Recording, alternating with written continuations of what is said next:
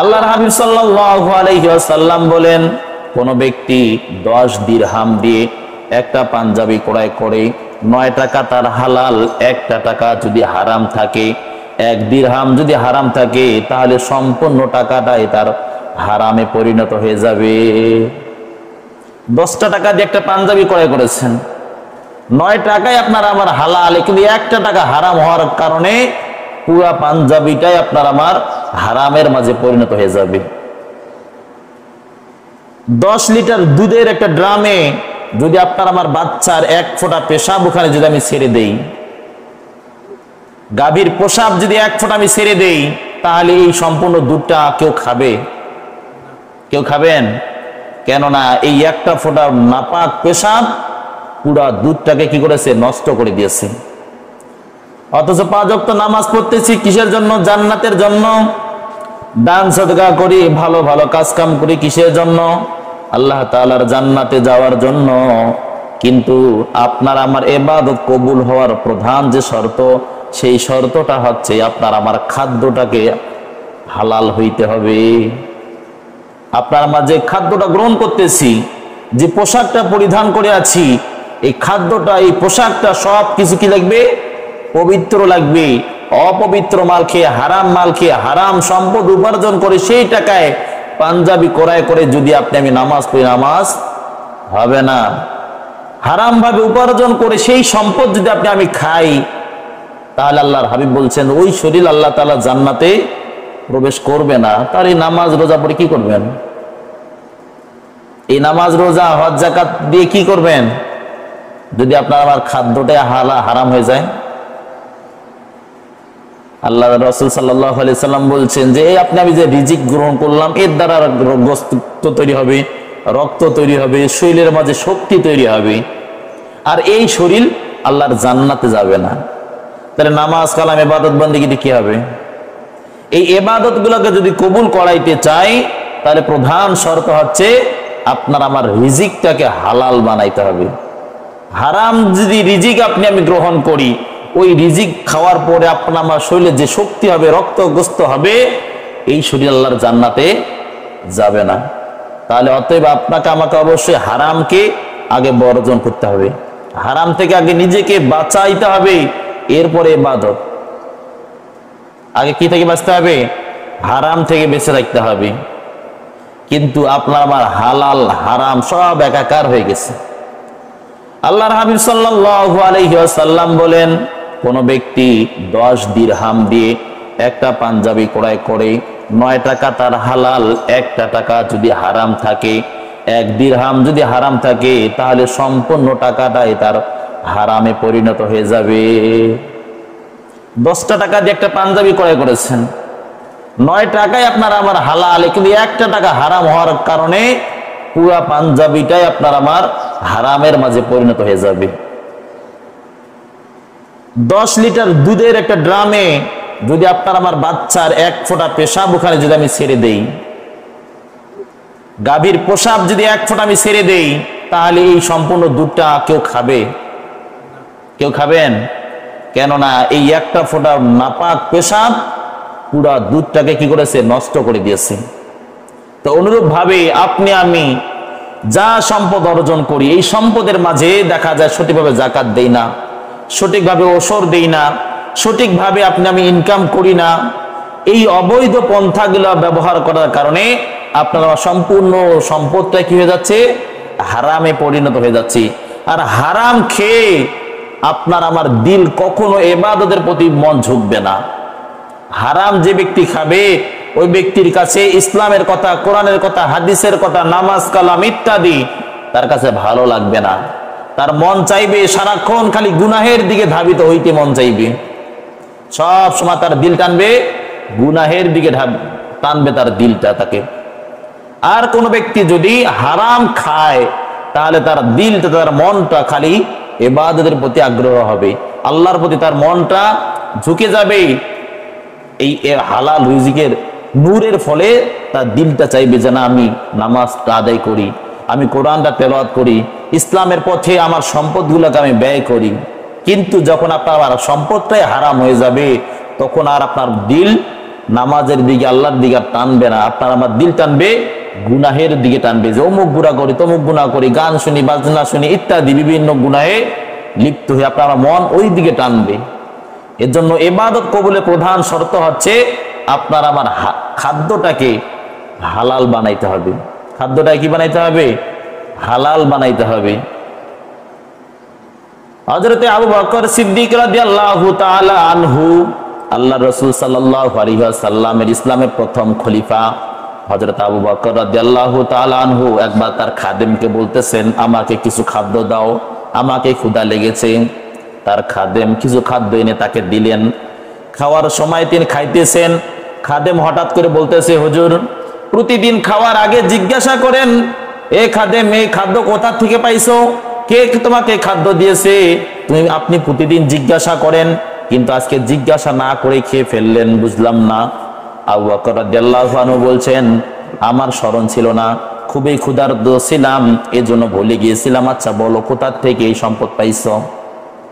এবার খাদেম বলতেছে, হুজুর জাহিলিয়াতের যুগে ইসলাম গ্রহণ করার আগেই আমি কবিরাজিগিরি করতাম, ঝাড়ফুঁক করতাম, মন্ত্র পড়তাম, কুফরি কালাম করে বেড়াইতাম।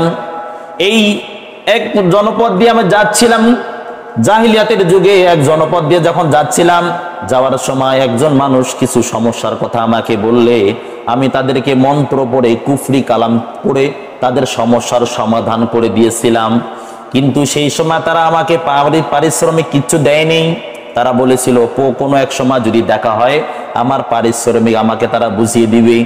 আজকে হঠাৎ করে সেই দিক দিয়ে আমি যাচ্ছিলাম, আর তারা আমাকে দেখে এই খাদ্যটুকু তারা আমাকে দিয়েছে। আবু বকর রাদিয়াল্লাহু তাআলা আনহু বলতেছেন, রে খাদেম তুই তো আমাকে ধ্বংস করে দিলি। এই কথা বলে সঙ্গে সঙ্গে হযরত আবু বকর রাদিয়াল্লাহু তাআলা আনহু আঙ্গুল গলার মধ্যে, মুখের মধ্যে আঙ্গুল ডুবাই দিলেন। ডুবাই দিয়ে বমি করার চেষ্টা করতেছেন, কিন্তু বমি হচ্ছে না। এবার আবু বকর রাদিয়াল্লাহু আনহু জগ ভর্তি পানি পান করলেন। পানি পান করার পর এরপরে আঙ্গুল ডুবায়া পেটটাকে বমি করে করে এরপরে পুরা পেটটাকে খালি করলেন। এক সাহাবী বলছে, হুজুর এত কষ্ট করার কি দরকার, সামান্য কয়েকটা লোকমাই তো খেয়েছেন। বলছে কি বলো? আল্লাহ রাসূল সাল্লাল্লাহু আলাইহি ওয়াসাল্লাম বলছেন, লা ইয়াদখুলুল জান্নাতা জাসাদুন গুযিয়া বিল হারাম, হারাম দ্বারা লালিত পালিত শরীর আল্লাহর জান্নাতে যাবে না। আর এই একটা লোকমা যদি আমার পেটের ভিতরে থাকে, আমার সম্পূর্ণ শরীরটা নাপাক হয়ে যাবে, আমি আল্লাহর জান্নাতে যেতে পারবো না। এই হারাম খাদ্য বের করতে যাইয়া আমার জীবনও যদি চলে যাইতো, এরপরও আমি এই হারাম খাদ্য পেট থেকেই বের করে দিতাম। সুবহানাল্লাহি ওয়া বিহামদিহি। তাহলে জান্নাতের সার্টিফিকেট যে ব্যক্তি পাইছে, আশারায়ে মুবাশশারা, দুনিয়ায় আল্লাহ তাআলার জান্নাতের সার্টিফিকেট তারা পাইছে যে অবশ্যই তারা জান্নাতে যাবেই, সেই ব্যক্তি হারাম থেকে বাঁচার জন্য এই পরিমাণ চেষ্টার মেহনত করতেছে। আর আপনার আমার কি অবস্থা আল্লাহ তাআলাই ভালো জানেন। আল্লাহ তাআলা কি ভালো জানেন। হযরত হুসাইন রাদিয়াল্লাহু তাআলা আনহু সবাই চেনেন না? হুসাইন রাদিয়াল্লাহু, হাসান হুসাইন নাম শোনেন নাই? কে বলেন দেখি, বলেন বলেন। আল্লাহ রাসূলের নাতি এই হুসাইন রাদিয়াল্লাহু তাআলা আনহু একদিন কিছু খাদ্য খাচ্ছিলেন, খেজুর খাইতেছিলেন। আল্লাহ রাসূলের কাছে কিছু মানুষ সদকা দিয়েছেন। কি দিয়েছিলেন? সদকা। আমরা মসজিদে দেই না, মান্নত করি যে আল্লাহ যদি আমার এই কাজটা হয় তাহলে আমি মসজিদে এটা দিব, এটা সদকা। এটা কি সদকা। এই সদকার মাল মসজিদে খাইতে পারে না। সদকার মাল কি খাইতে পারে না? মসজিদ খাইতে পারে না। এরা হচ্ছে ইয়াতীম, গরিব, অসহায়, এদের হক। এজন্য মসজিদে কেউ যদি মান্নত করে তার মান্নতটাই ঠিক না, তার মান্নতটাই কি ঠিক না। আপনি শুকরানা দিতে পারেন, আমার ছেলে পরীক্ষায় পাশ করেছে আলহামদুলিল্লাহ, আল্লাহ তাআলার কাছে শুকরিয়া, এই হিসাবে আমি 10 কেজি খেজুর আমি বা 10 কেজি খুরমা আমি দিতে পারি। কিন্তু আল্লাহ যদি মোর বেটা পাশ করে তাহলে 10 কেজি আমি খুরমা দেম মসজিদে। এটা কি হয়ে গেল? মান্নত। কি হয়ে গেছে?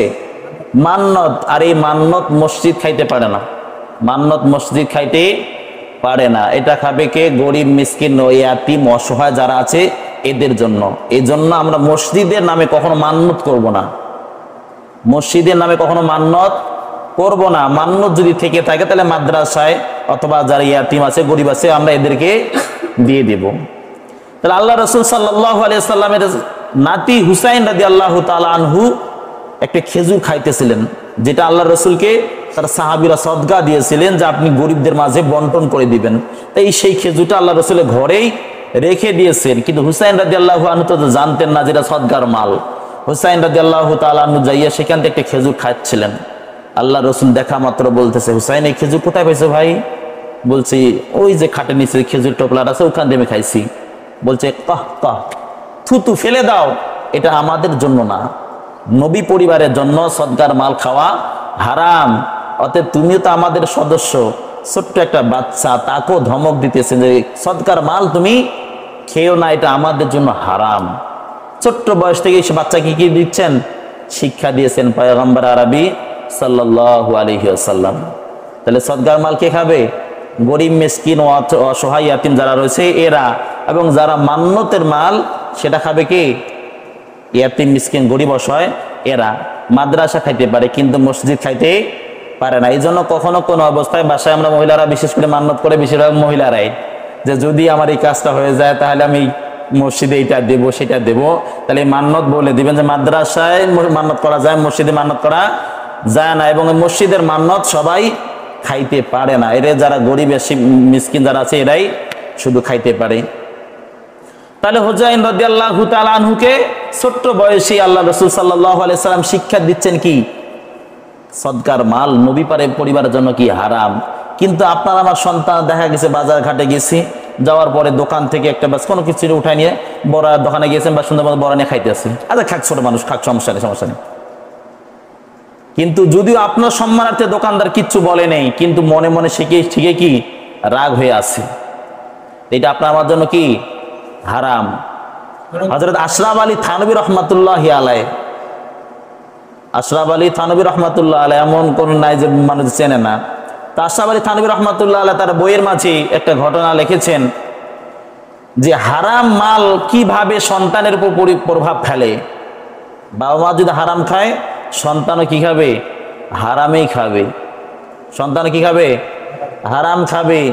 আশরাফ আলী থানভী রাহমাতুল্লাহি আলাইহি একটা ঘটনা লিখেছেন যে তার জামানায় একজন ব্যক্তি ওয়াদাবদ্ধ হয়েছেন যে আমরা কখনো জীবনে হারাম খাবো না, হারাম খাবো না।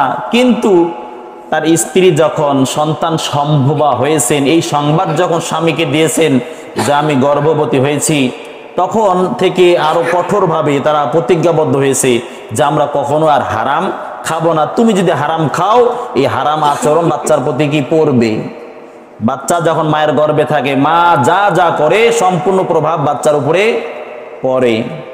এজন্য তার মাকে বলতেছে যে তুমি কখনো হারাম খাবে না, আর আমিও কখনো হারাম খাবো না। এভাবে যাইতে যাইতে একদিন দেখা গেল বাচ্চা হয়ে গেছে। বাচ্চা একদিন বাবার সঙ্গে চলতে চলতে বাজারে গেছেন, যাওয়ার পর দেখতেছেন এক ব্যক্তি বড়ই বিক্রি করতেছে। আর এই বাচ্চা হঠাৎ করে বড়ই দোকান থেকে বড়ই নিয়ে মুখে ডুবাই দিছে। এবার ওই ব্যক্তি তো মহারাগ, কি অবস্থা, আমি তো কখনো হারাম খাইনি, স্ত্রীকেও কখনো হারাম খাওয়াইনি, কিন্তু বাচ্চা আজকে হারাম খাওয়া শিখলো কোথার থেকে। বাসায় চলে গেছে, যাওয়ার পর তরবারি নিয়ে স্ত্রী কল্লার মধ্যে লাগাই দিছে। একদম সত্য কথা বলবা যে আমার বাচ্চা আজকে রাস্তায় এই কাণ্ড ঘটাইলো কেন? আমি তো কখনো হারাম খাইনি, তোমাকে হারাম খাওয়াই নাই, তাহলে এই বাচ্চা আমার হারাম খাওয়া কোথা থেকে শিখলো? বলছে স্বামী আমার ভুল হয়ে গেছে, আমি একদিন আমার অজান্তেই আমার ভুলবশত আমার ঘরের মাঝে দেখিয়েছিলাম যে একটা বড়ই পড়েছিল, প্রতিবেশীর একটা বড়ই আমার চালের মাঝে পড়েছিল, আর আমি সেই বড়ইটা উঠে খেয়েছিলাম। হয়তো আল্লাহ তাআলা সেই পাপের শাস্তি আজকে তোমাকে স্বচক্ষে দেখাইছিল। তাহলে জন্য বাবা মা যদি কি হয় হারাম খায়, সন্তানও কি খাবে? হারাম খাবে। আপনার আমার সম্পদ যদি হারাম হয়ে থাকে, সন্তানের তার এটা বাদ বিচার করার দরকার নাই যে আমার বাবা হালাল ইনকাম করেছে না হারাম ইনকাম করেছে। আপনি সুদের টাকা কামাই করতেছেন না ঘুষের টাকা কামাই করতেছেন, না মানুষকে ঠকাইয়া আপনি ইনকাম করতেছেন, এটা পরিবারে দেখার টাইম আছে? কিন্তু পরিবারকে বলেন যে আজকে আমি যে টাকাটা যে গোস্ত আনছিলাম আজকে, এটা সম্পূর্ণ একজন ঘুষ দিয়েছিল, সেই ঘুষের টাকায় গোস্ত আনছিলাম, এর যা গুনাহ হবে, এই গুনাহ হবে সর্বনিম্ন আছে মায়ের সঙ্গে জেনা করার গুনাহ হবে, এই গুনাহগুলো আমরা সবাই ভাগ করে নেব। রাজি হবে কেউ? রাজি হবে? আপনি হারাম কামাই করবেন না হালাল কামাই করবেন, চুরি করবেন না ডাকাতি করবেন, সেটা আপনার ব্যাপার। আমরা খাওয়ান পাইছি, আমরা খাওয়াবে ঝামেলা শেষ। কিন্তু এই হারাম খাওয়ার ফলে আপনিও জাহান্নামে হচ্ছেন, আপনার সন্তানও জাহান্নামে হচ্ছে, আপনার স্ত্রী পরিবার সবাই কি হয়ে যাচ্ছে? জাহান্নামে হয়ে যাচ্ছে। আল্লাহ রসুলের কথা কখনো কি মিথ্যা হতে পারে না? আল্লাহ রসুল সাল্লাল্লাহু আলাইহি ওয়াসাল্লাম লা ইয়াদখুলুল জান্নাতা জাসাদুন গুযিয়া বিল হারাম, হারাম দ্বারা লালিত পালিত শরীর আল্লাহর জান্নাতে যাবে না। এই জন্য সম্মানিত হাজির সকলে পায়ে হাত দেখে অনুরোধ করি, আল্লাহ তাআলা যা কিছু বলল আমাকে সহ আপনাদের সব ভাইকে আমল করার তৌফিক দান করুন সকলে, আল্লাহুম্মা আমিন। এবং হারাম থেকে বেঁচে থাকার তৌফিক দান করুন।